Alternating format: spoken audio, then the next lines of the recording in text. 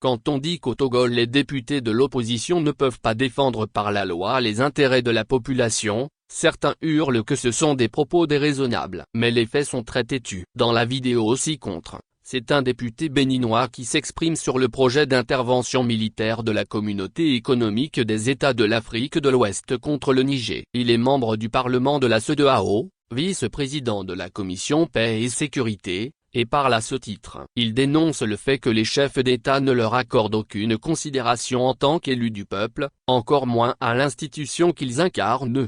Au Togo, un député s'est-il élevé pour s'offusquer de cette pratique? En réalité, ce qu'il se passe au niveau de la CEDEAO et que dénonce précisément ce député, c'est que les chefs d'État peuvent déclarer la guerre à un pays membre de la communauté, sans consulter le Parlement de l'organisation, contrairement aux dispositions légales. Le député ne parle pas ici d'une marginalisation des députés de l'opposition. Il évoque l'ensemble du Parlement de la CEDEAO. C'est ainsi que fonctionnent plusieurs de nos États, comme au Togo, où les députés de l'opposition n'ont aucune possibilité d'influer sur les lois votées à l'Assemblée nationale. D'ailleurs, les conditions des élections ne peuvent permettre que les députés de l'opposition, à défaut d'être majoritaires, puissent avoir la capacité de bloquer des lois liberticides.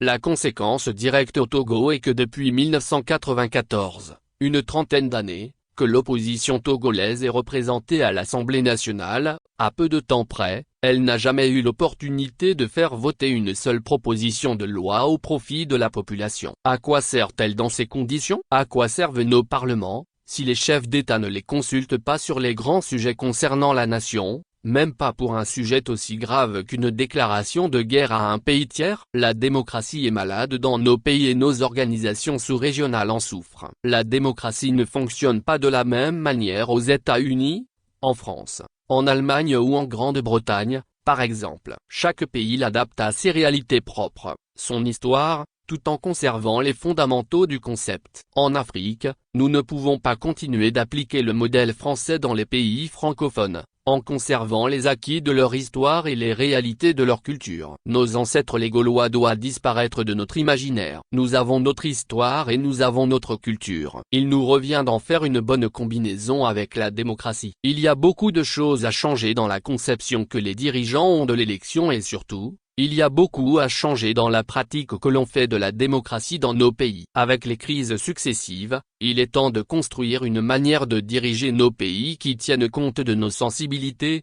de nos cultures et de nos attentes. Le chantier est vaste, nous ne pouvons en faire l'économie. Il est temps.